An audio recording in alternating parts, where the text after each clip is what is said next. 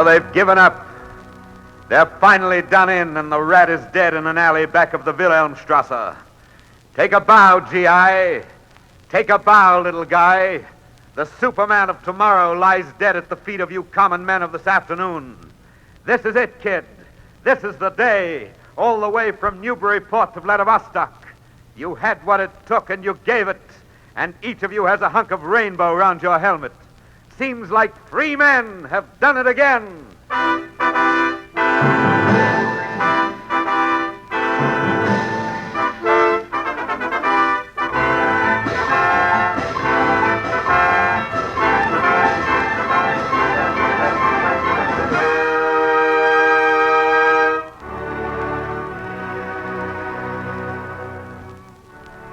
By popular request, the Columbia Broadcasting System presents a repeat performance of On a Note of Triumph, a special broadcast written, directed, and produced by Norman Corwin for the Day of Victory. Martin Gabel is narrator, and the music is by Bernard Hermann. Martin Gabel in Norman Corwin's On a Note of Triumph.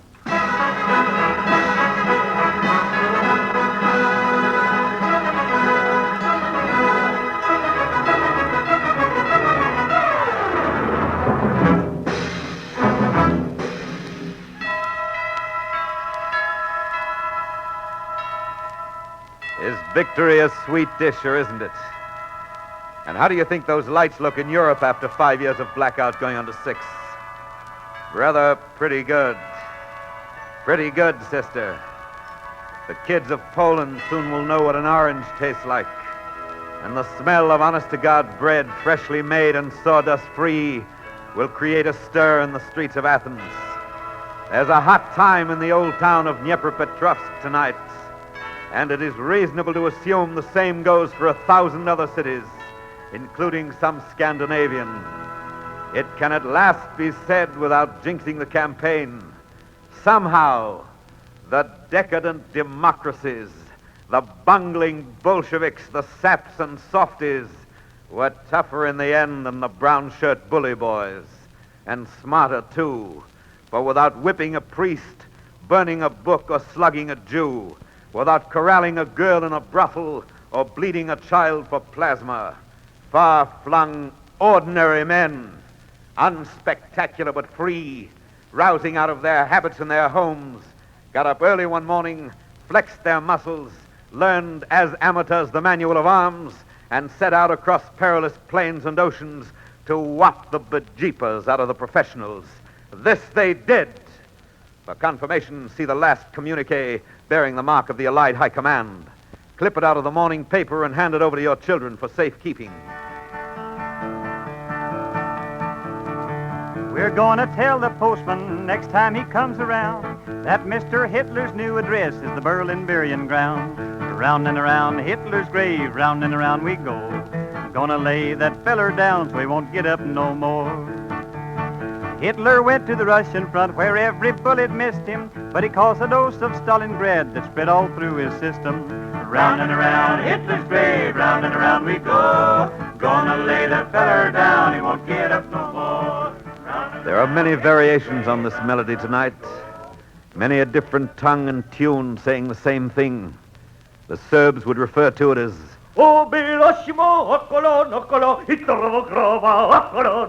and the Danes, the Greeks have a word for it. Obviously, the occasion calls for a round of cheers and a toast with the very best you have in the house, and it is entirely appropriate to make a joke and laugh at it. But fix your eyes on the horizons. Swing your ears about. Size up the day and date. Look in on prayer and thanksgiving, song and laughter. Dated planet Earth, May 1945. You, mother, in St. Louis on the Mississippi, whose firstborn is a visitor in Magdeburg on the Elbe. Thank God I'll get my boy back instead of a telegram. You patient wife of Bridgeport, whose husband sat it out inside a Nazi camp. Now he'll be home for longer than a furlough. Now he can see our daughter for the first time. She's 2 years old, and it seems strange to think they've never met. You minister in congregation in a wooden church. having come in from your farms through the nippy night air of New Hampshire, meeting together to thank the God of wrath for justice done. Oh, sing unto the Lord a new song. Let the congregation of saints praise him. Let the praises of God be in their mouth, And a two-edged sword in their hand, to be avenged of the nations, and to rebuke the people. to bind their kings in chains. And you, Rabbi, in the synagogue, by the light of the menorah, by the light of the proud candelabra descended from the tabernacle in the wilderness, from Egypt to the Oklahoma prairie town, you, Rabbi, entering another Red Sea crossing in the ancient scroll. No great tyranny has ever lasted. The empires of Pharaoh, Caesar, Philip, Napoleon, Hitler, each flourished and held sway and was destroyed. They were powerful, but all of them forgot one thing: that the only civilization which can endure is a free one. And you, Bishop in the cathedral, singing Te Deums to him who has again delivered man.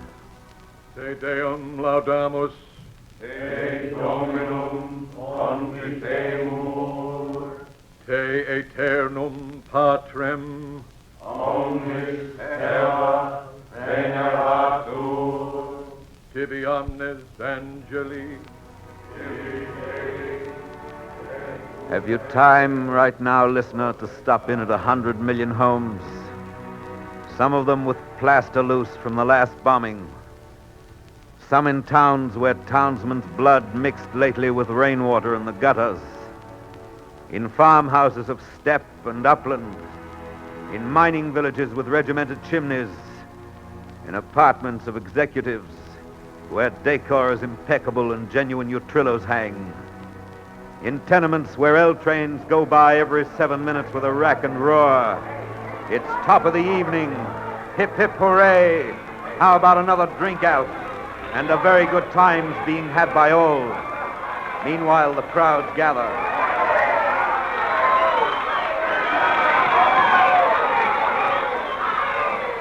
Crowds in Times Square, Piccadilly, Nevsky Prospect.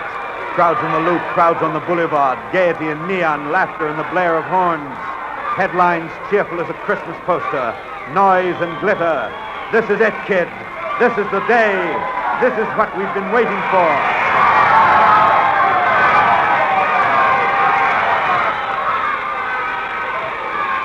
But through the din, the clamor, you hear a voice. In the hearing of your conscience, don't you get a whisper? Listen. Listen. Nothing yet. Just crowd. But listen close. Take your good ear out of low range. Whisk it high. Hoist it up to cirro stratus country. Up to where a B-29 has wing room. Flash across a dark Atlantic heaving under the sway of a victor's moon. Listen for intimations of wind and water in a rush of fog eastward of the Grand Banks. Below these waters, strewn beneath the lanes of porpoise and whale, the bones of how many good men lie. But never mind, running as we are eastward against the grain of time, we are over the isles and a hop and a jump. We're established now on the continent. So listen closely.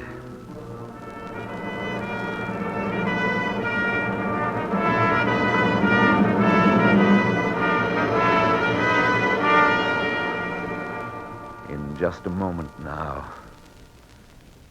Don't expect to hear metallic speech from a rosette of amplifying horns on the high poles of the public address system. But listen for a modest voice, as sensible and intimate to you as the quiet turning of your own considered judgment. Now we're ready. The voice you hear will be that of the conqueror, the man of the hour, the man of the year, of the past 10 years and the next 20.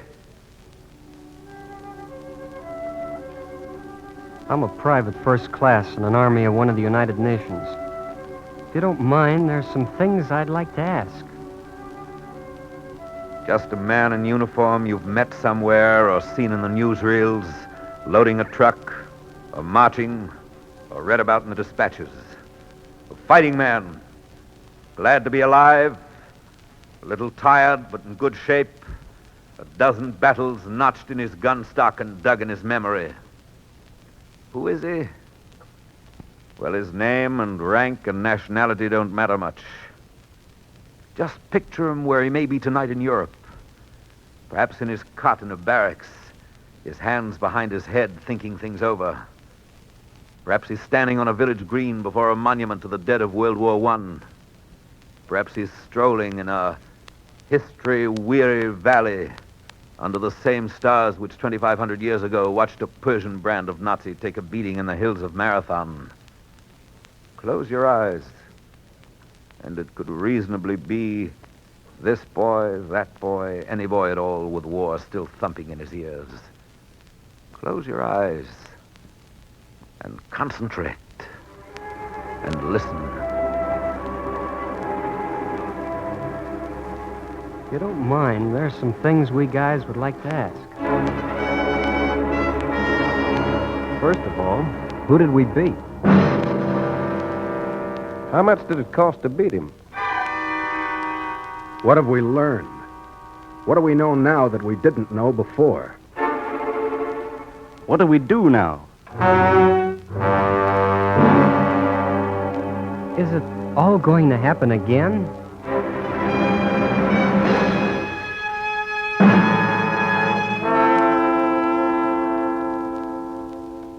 Can it be? In the interim between the making of a toast and the drinking of it, such questions on the lips of fighting men tonight? Questions from areas of truce, insistent, footnoting the surrender? Who have we beaten?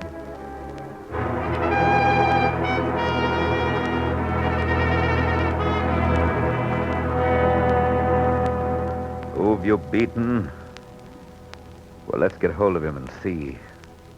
Lead him in and prop him up before our microphone. Now, look at this rubble of a man. Ragged, broken, blonde Nordic hair matted with pure Aryan blood, deaf from blast and blind from smoke, chin down, tail between his legs. Pity the poor beggar? I was ordered to do it. You hear? He was ordered to do it. I'm a soldier. I'm a little man. I merely obeyed orders. Whose orders? The party's. Who elected the party? I did. Who supported the party? I did.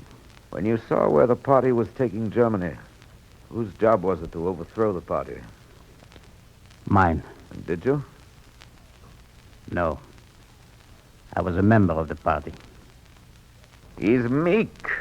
Now, he answers questions. He stands before you, gun reft, palms empty, steel whip confiscated, wounded, defenseless, thrown upon your tender mercies, the quality of which he trusts will not be strained. Observe him.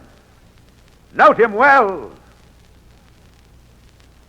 Now, if you wait until we spin the mic about so that it picks up the winter of a not long bygone year. It was the year Broker's Tip won the Kentucky Derby, and 3.2% beer was proclaimed morally fit for Americans to drink. It was 1933. The mic, reversible, goes back to it.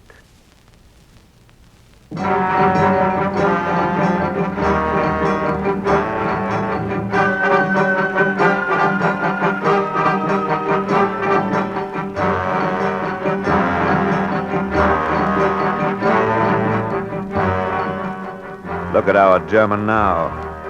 Fat and sassy, swastika on his armband, cobblestone in hand, ready to advance the cause. Another Jewish store window is broken. The stock will presently be looted, and the state is happy. Hey, nani, nani, achtung, and well-a-day. This has been a good week for the little man who obeys orders, and prosperity fills his jowls and biceps. For his Fuhrer was appointed Chancellor last Monday, and on Wednesday... Open the door! Open! Raids on the homes of leaders of the opposition parties, and on Thursday...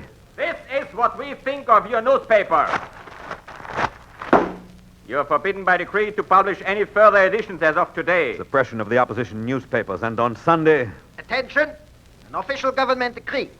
Henceforth it shall be deemed a crime against the state, punishable by law, to make any criticisms whatever of Reichschancellor Hitler. Heil Hitler!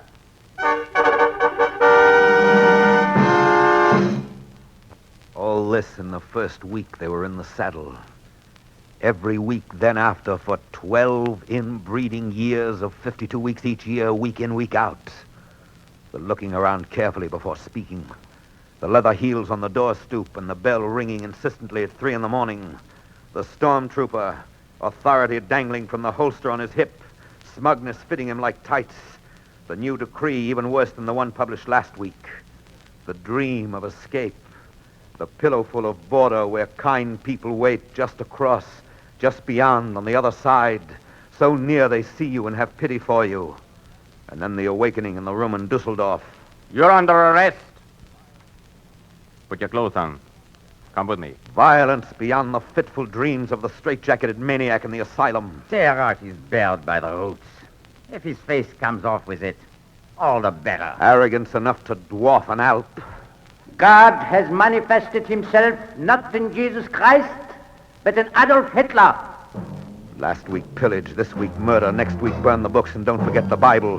4th week in April, trial of 1,000 priests and nuns. The men who were masterless but free now have a master but no freedom. However, they have discipline and a scapegoat, and one can go far on that. Hunger and poverty and a couple of big contributions from a couple of big industrialists were enough to get them started. And fancy treasons, foreign and domestic, kept them going. Also cruelties to make skin creep on the sweating scalp. The fat and hairy fist against the fragile mouth. Now spit out your teeth, pretty one, and tell us, who else was in your trade union? The conscript children, putrescence in the classroom, scum injected into the growing arm. My father last night said to my mother that he hates der Führer. Good boy. Where do you live, hon? Last week purge, this week putsch, next week break a treaty, form an axis, give a hitch to Franco. Meanwhile, the small businessman who didn't kick into the party is framed on a trumped-up charge of listening to the British radio and is thrust protesting on a table for the guillotine. No, I'm innocent. I have no radio. I'm innocent, I tell you. No, This week and every week, the staggering lie. Nations stripped and tortured like a captive girl, while sidewalk superintendents stand by around the world and look on, fascinated. Even as they watch, of course, death warrants issue to themselves and to their sons. Extra, double feature, Austria and Anschluss, and the corpses of the suicides of gay Vienna are sanitarily disposed of. Darkness rising, pageants and parades, drapes and flags and searchlights in the goose step. Next week, umbrella dance at Munich, Salome bearing the head of John the Czech. And coming soon, too soon, lavish spectacle, millions in the cast, curtain going up, Poland devoured by lightning and locusts in 18 days.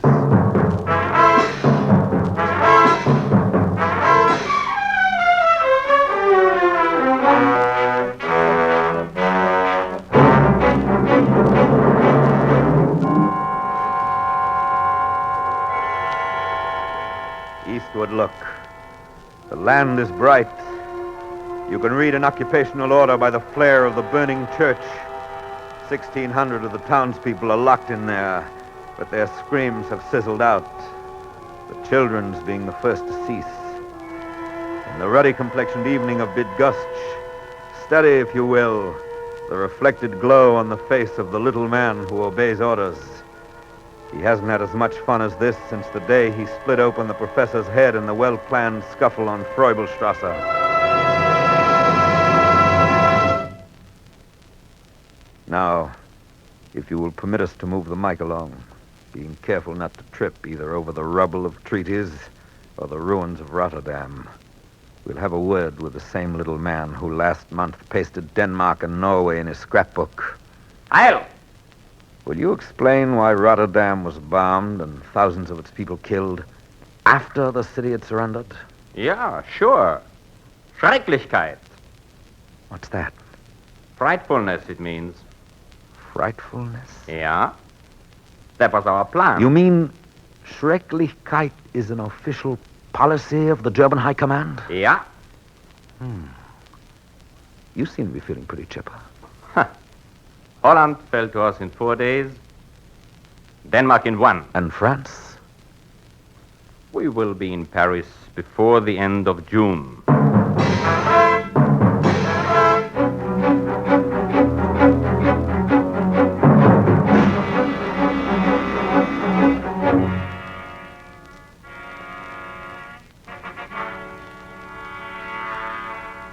Scene: a clearing in the forest of Compiègne before the end of June.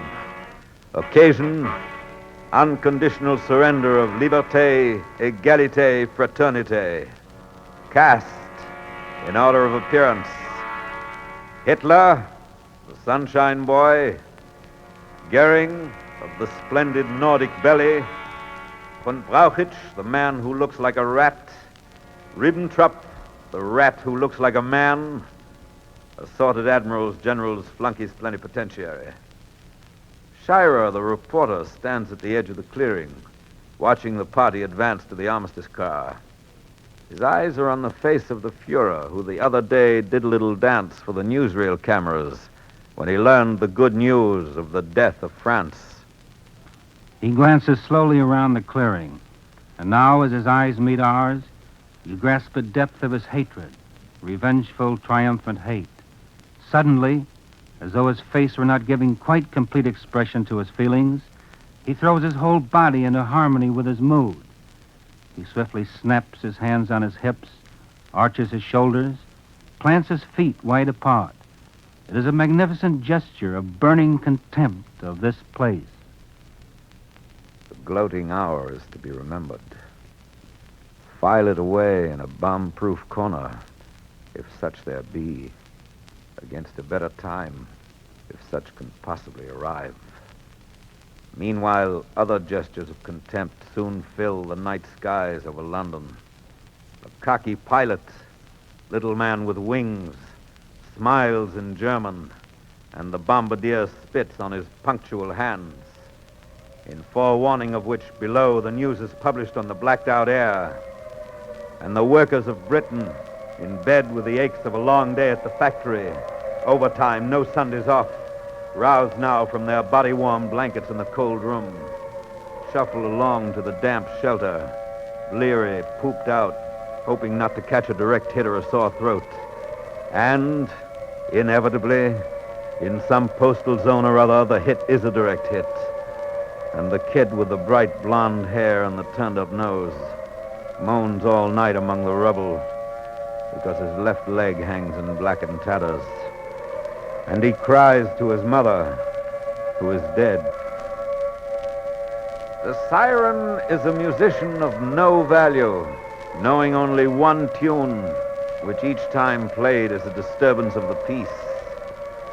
Oh, in the prime of the Luftwaffe, when there was nothing west of Dunkirk save prospects of invasion, the tenor of life in London was considerably beneath that of Berlin. For whereas the pubs of Westminster burned like books and synagogues, and the waters of the estuary blazed with oil, the warm cafes of Kurfürstendamm were busy and gay, and there was boating in the Tiergarten. The waltzes of J. Strauss of Austria, now part of the Reich, were especially lilting in the ballroom of the Adlon. The dances of A. Dvorak of Bohemia, lately absorbed by the Greater Germany, were gay as could be, and the contralto in the Rathskeller, abrim with charm, sang feelingly the leader of E. Grieg of Norway, Reich Protectorate.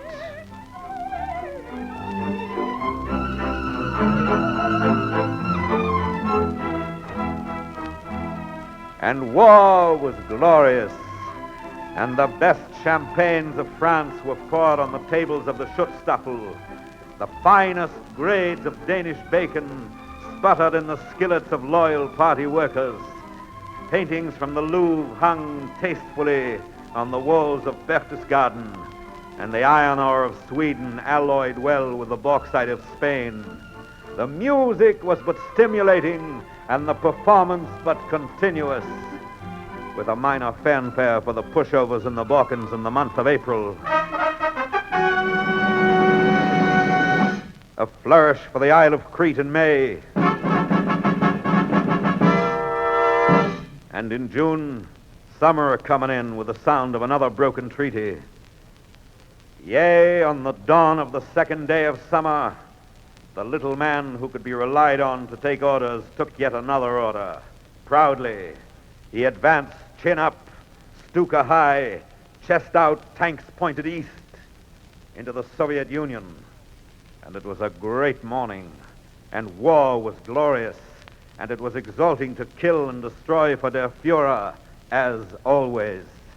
And the fanfares soon came every hour on the Reichssender radio. Smolensk, Kiev, and Oryel falling to the accompaniment of pronouncements from Lord Haw-Haw. It will be futile to hope that one day the Soviets may rise again. They will never rise again. They are being smashed once and for all. When their defeat is completed, Britain will stand alone without one single barrier between her and the foe. Bryansk, Odessa, Rostov, encirclement of Leningrad, siege of Moscow, Russia staggering under the bulletins of DNB, and the sale of Russian-German dictionaries boomed in Leipzig, city of books and culture. At about which time the little man took another swig of captured vodka, stripped another car-loaded Lublin, herded naked men, women, and children into hot showers to open their pores for the gas chamber, and then sat back in his barracks and listened to waltzes on the loudspeaker in the prison yard. Later, in conformity with the predictions of seasoned military observers, the Russians were crushed at Stalingrad, and that was the deciding blow. Hitler, the giver of orders, said so himself, said no power on earth could push the Wehrmacht back from Stalingrad, and who could doubt the word of him in whom God hath manifested himself? What Hitler hath put asunder, no man could join, and that was that. And the wave of the future swept all before it, and the century of the uncommon Aryan opened up ahead, and Germany was promises.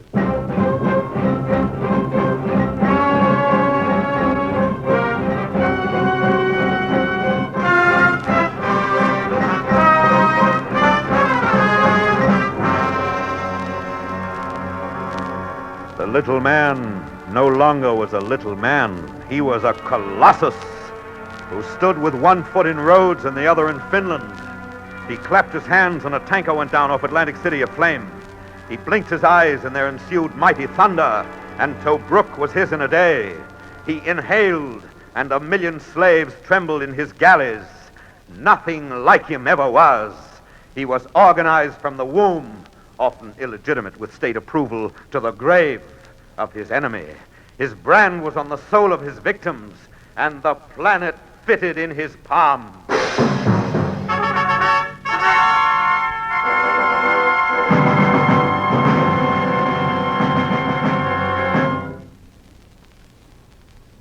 This is the man you have beaten.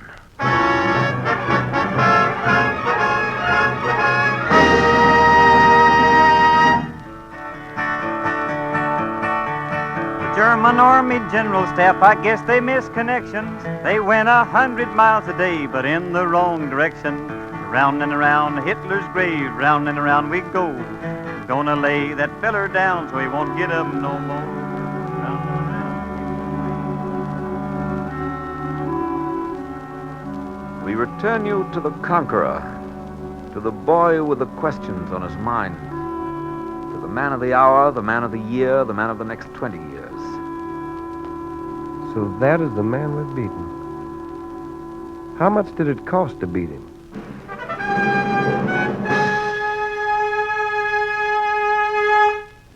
How much did it cost? Well, the gun, the half-track, and the fuselage come to a figure resembling mileages between two stars. Impressive, but not to be grasped by any single imagination. High octane is high, and K rations in the aggregate mount up, also mosquito netting in battleships. But these costs are calculable and have no nerve endings, and will eventually be taken care of by the federal taxes on antique cigarettes and excess profits. However, in the matter of the kid who used to deliver folded newspapers to your doorstep, flipping them sideways from his bicycle, and who died on a jeep in the Ruhr, there is no fixed price, and no amount of taxes can restore him to his mother. His mother sits in a room with a picture tonight and listens to a clock ticking on the mantelpiece and remembers, among other things, how he struggled with a barber when he was getting his first haircut, and how she tried to calm him. And the upstairs tenant, in consideration of the news outdoors, says to his wife, "Shall we invite Mrs. Fish to come up? She's all alone tonight and seems sort of a shame." Well, I have a hunch she'd rather be alone tonight. Think so? I don't think she's in the mood to talk or carry on. She probably just wants to be with her thoughts. Maybe you're right. And the thoughts of the mother are tall, straight thoughts. And they burn like candles, quietly and slowly. And they trail into smoke and are lost in shadows. He was a good boy. My grief, I'll take with me to my grave. But also my pride, for he died in the service of his country. It's a good country, and he was worthy of living in it. Pray God it'll always be worthy of his having died for it.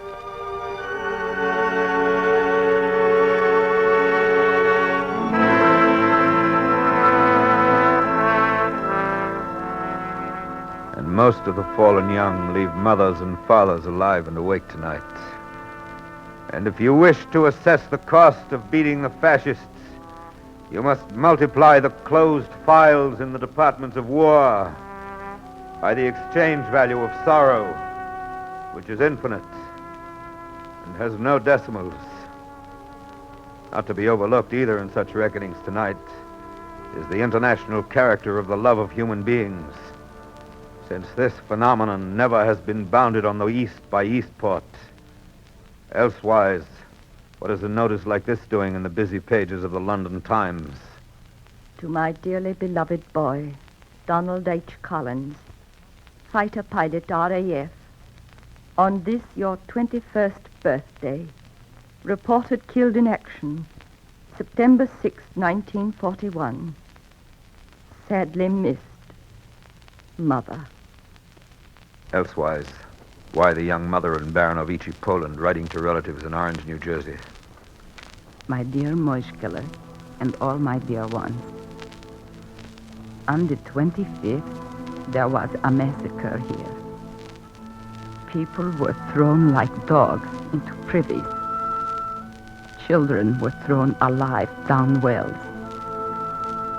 We are still among those who have been able to survive. But for how long? We expect death every day. Moishkele, your family is no more. Not one of them was left alive. But I envy them. Must close this letter now.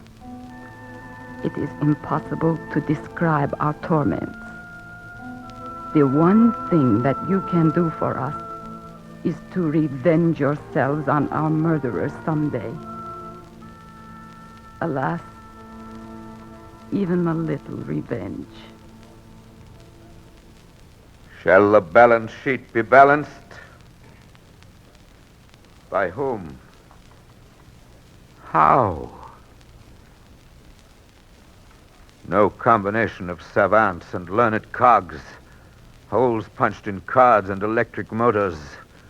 No brow containing Euclid could be else than baffled by the simplest problem of the cost of hunger in a baby's bones.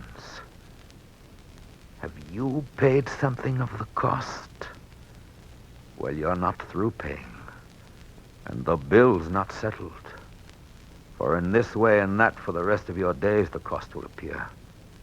It will present itself in the form of deductions from the paycheck, in a surplus of widows and fatherless children, in the remembering eyes of the sweetheart, in the tubercular lung of the stunted girl, in the stammering speech of the shell-shocked boy, in babies never to be conceived on love beds never lain in. Shall the balance sheet be balanced? By whom? How?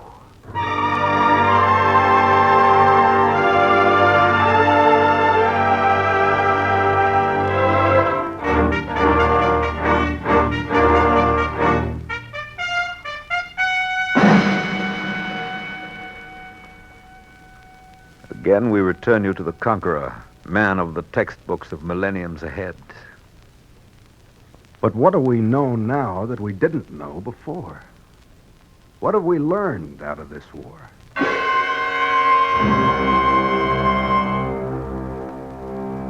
What have we learned?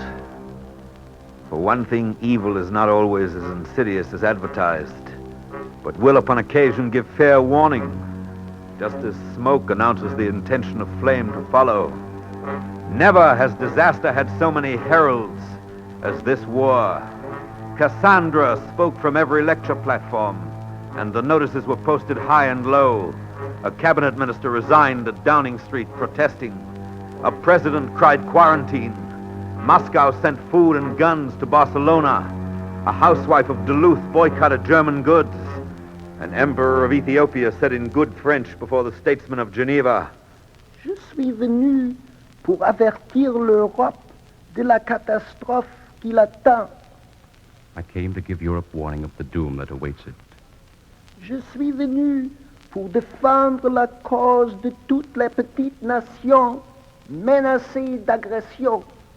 I came defending the cause of all small people who were threatened with aggression.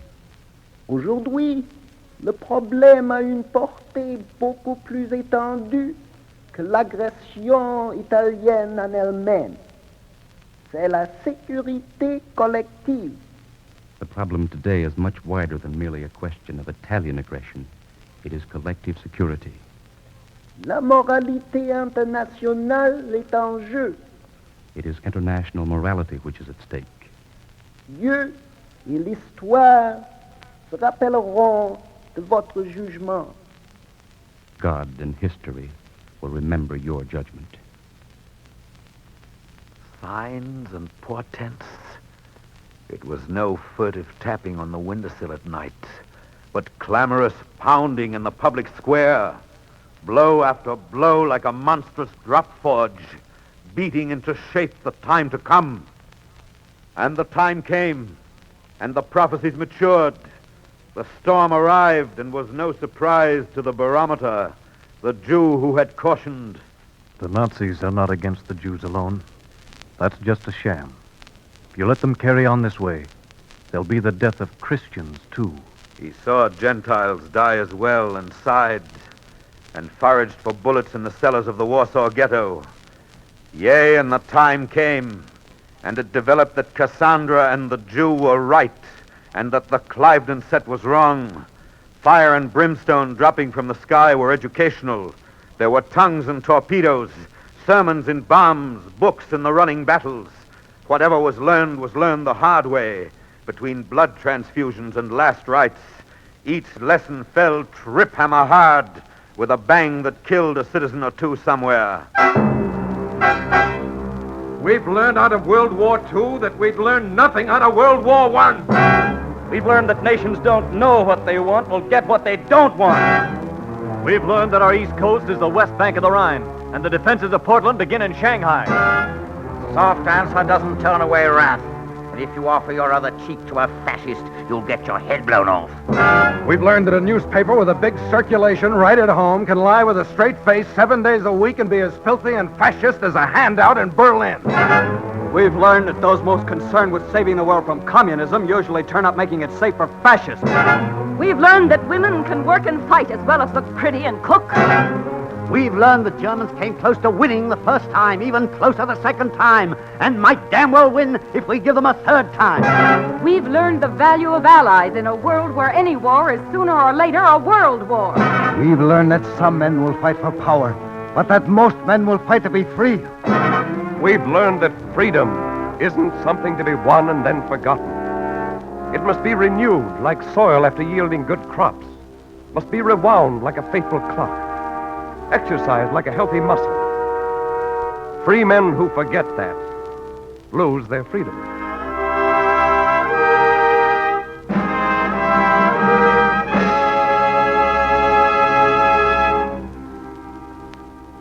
These and many more. These are the lessons our sons and brothers have turned to dust to teach us. And whether victory will stick and the dead be not made fools of depends on whether what we learn is held as close and constant as a catechism. Come summer and prosperity, come winter and the wolf, come ebb tide and come flood.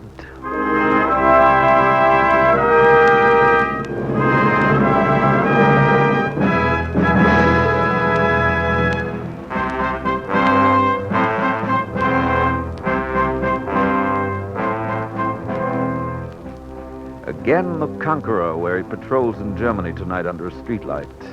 Again G.I. triumphant, by whose dint the lamps are going on all over Europe. We return you to the Conqueror. Here's another thing I'd like to know. What do we do now? What do we do now? Why, the war goes on. And you yourself, man of the hour, start out upon old worlds to conquer. For though the swastika comes down and is trampled under shoes made in Massachusetts and Lancashire, though the ovens of Lublin are avenged, the war goes on. And peace stands off stage waiting for a cue at the end of a Japanese drama. Meanwhile, unfinished business in Asia, killing to be done among the archipelagos. The cruiser turns about and makes for wider waters. The garrisons of China check the hour. Till those of us who never quite believed that war could come now hasten to believe it over. We here at home, who safely tidied battles into books, spliced the counteroffensive into a feature film, and went to see it together with an Andy Hardy picture at the Orpheum, shall we who followed the bloody tracks on maps and took assurances from pins that tanks had gotten through, shall any of us celebrate beyond the compounds of this night? Look here. We hoist our microphone again, 50 feet higher than Everest, and listen to items blowing toward us on the west wind over unpacific oceans. Listen. You hear it? The report of young men from Nebraska dying. Yes, this night. Word that Kentuckians are navigating coral seas. Texas Rangers bombing in pagoda country. Run with us westward now in pursuit of a sun last seen on this continent an hour back. Westward with the grain of time over an afternoon of ocean. Over humid isles where the situation is in hand. And into tropic skies to overtake a young American on vigil. Ahoy there! Hi! Have you heard the news? Yeah, pretty wonderful, ain't it? Run on among the Indies. Look below you now. Sunlight fretting the surface of the sea. Horizons tentative in haze. Islands a lee. And the smell of vegetation mixing with ocean air. In a flicker, banks of cumulus ahead now fall behind. Leagues rush past. Noonday is caught up with. Straight below, like beetles in a pond. Warships out of Newport News. Destroyers on patrol. We plummet to the leader. And through a ventilator on the port side aft, lower our microphone until it touches bottom in the engine room. Ahoy there, engineer! Hi! Have you heard the good news? We sure have. What do you think of it? 2 down and 1 to go. Now, hoist you up and overboard and dive with your equipment well in hand into the sea and under it. 5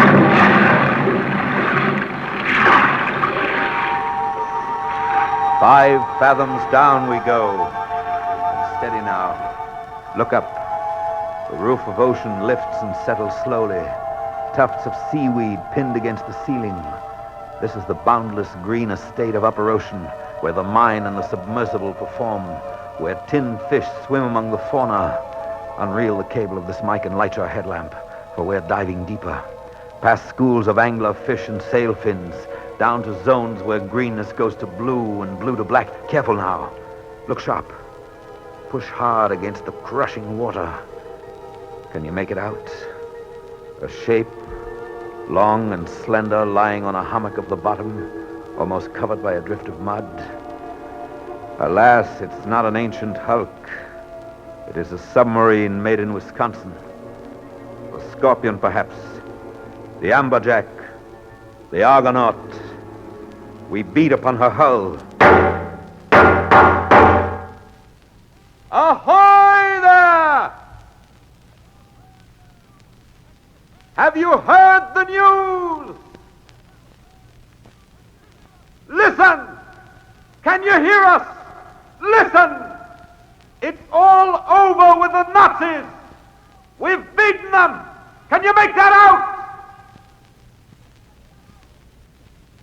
You who are these long months unreported, you who have been out of touch of any but the deep-sea angels of the Lord's Leviathan reserves, you who are resting, rest assured of this.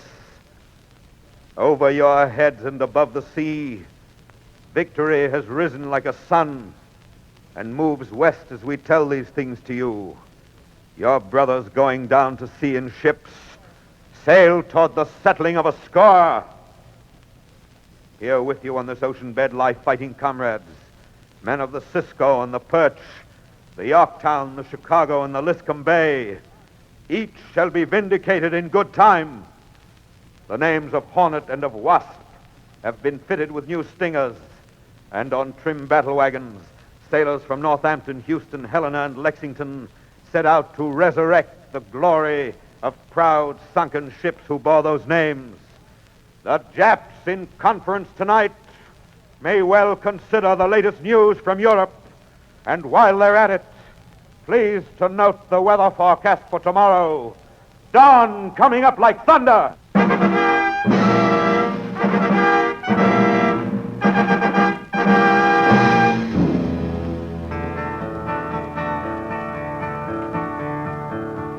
Let me tell you, Hirohito, now that Hitler's down, better buy a black kimono, 'cause you're on your last go-round.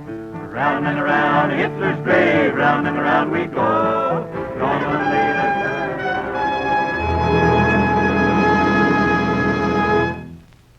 We return you to the Conqueror. Yeah, the war goes on. That's understood, all right. But when we finished with the Japs and the whole thing's over, well, what then? Is it going to happen again? Soldier, when the sweet morning comes and you're mustered out, when you get paid off and there's a ticket in your wallet that guarantees delivery to street and number and the faces that you've dreamed about in foxholes, you must not forget to take along your homework in the barracks bag. For there's no discharge in the war. You're on probation only. You and the faces you've dreamed about, and all the rest of us. Henceforward, we must do a little civil thinking every day, and not pass up the front page for the sports page as we did before. Vigilance pays interest and compounds into peace. A little civil thinking every day. That is the homework, yes. Shooting your mouth off against the bad appointment and the shoddy referendum. Storming the redoubts of the local schickelgruber. Voting in season and demanding of your representative that he be representative.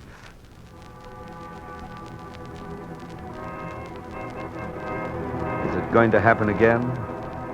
Listen. Peace is never granted outright.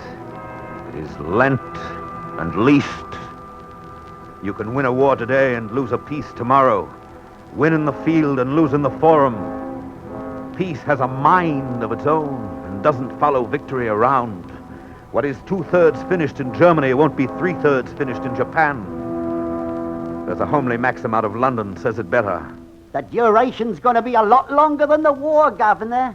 You can make war quickly, but you make peace slowly. It takes a second to break a peace, but a long time to put it together again. There are some records in Washington say it better. Congress took only 8 minutes to declare war on Germany. And in the same session, it took only 5 minutes to declare war on Japan.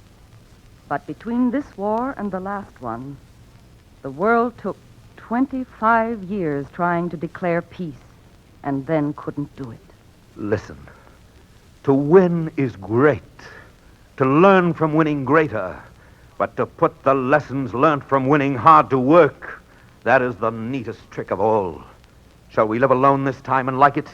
We tried that before, and it didn't work. Shall we sit with the rest of the world in common council or stand apart in splendid isolation? We stood apart last time, and it didn't work. Shall we merely assume it will happen again in the course of human nature and make up our minds not to make up our minds about anything really important? We tried the ostrich routine last time, and it didn't work. Soldier, don't you feel in your bones that we can keep it from happening again? That we're smarter now we've learned some lessons, and stronger now we've made some friends? For has it not been shown what free, united peoples can accomplish?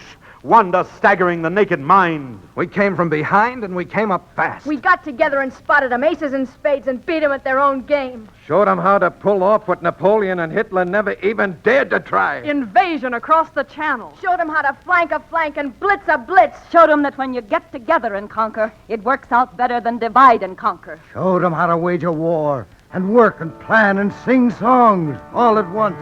We're gonna tell the postman next time he comes around that Mr. Hitler's new address is the Berlin burying ground.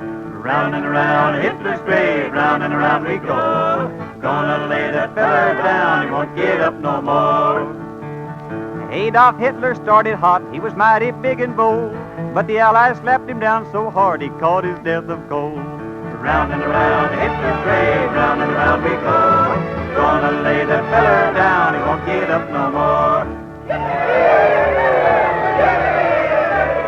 Round and around Hitler's grave, round and around we go. Gonna lay that feller down, he won't get up no more. The singing fades. The celebrants go home. The bowl is drained and emptied, and the toasts are drunk. The guns are still, the tanks garaged. The plane rests in the hangar. Only the night remains, and the armed camps. The boy with questions on his mind turns on his cot in the barracks, stares at the ceiling, says to himself, I hope to God it's not going to happen again. I hope they planned better this time. Outside, the dew of morning glistens like a hope, and light of day is just beyond the local curve of earth. The plan gets ready for tomorrow. Tomorrow is ready for the plan.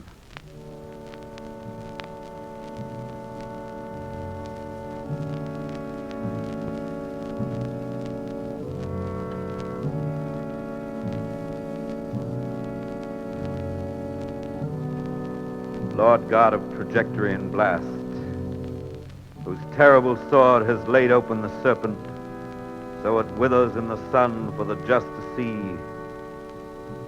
Sheathe now the swift avenging blade with the names of nations writ on it, and assist in the preparation of the plowshare. Lord God of fresh bread and tranquil mornings, who walks in the circuit of heaven among the worthy, deliver notice to the fallen young men. The tokens of orange juice and a whole egg appear now before the hungry children. That night again falls cooling on the earth, as quietly as when it leaves your hand.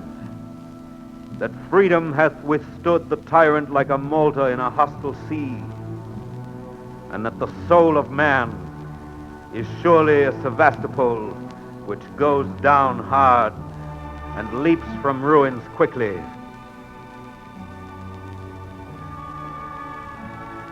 Lord God of the topcoat and the living wage, who has furred the fox against the time of winter and stored provender of bees in summer's brightest places, do bring sweet influences to bear upon the assembly line. Accept the smoke of the mill town among the accredited clouds of the sky.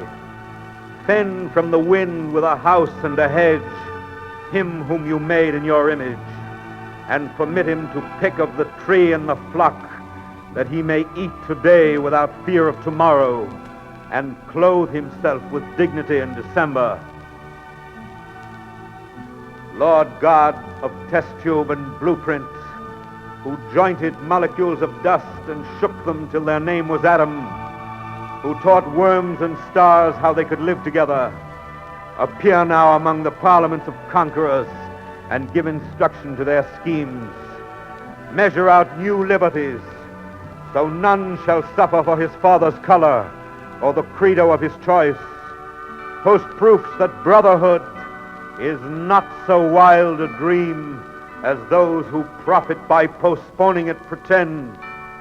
Sit at the treaty table and convoy the hopes of little peoples through expected straits, and press into the final seal a sign that peace will come for longer than posterities can see ahead, that man unto his fellow man shall be a friend forever.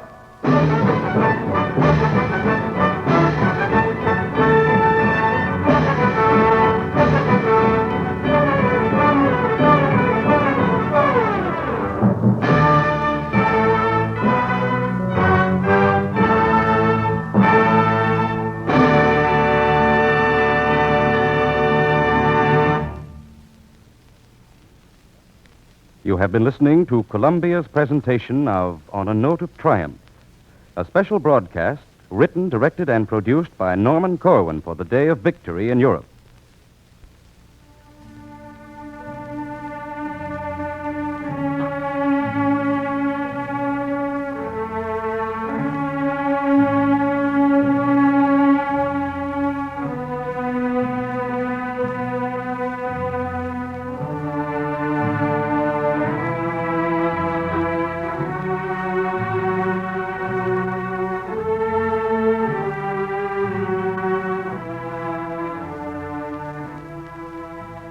This is CBS, the Columbia Broadcasting System.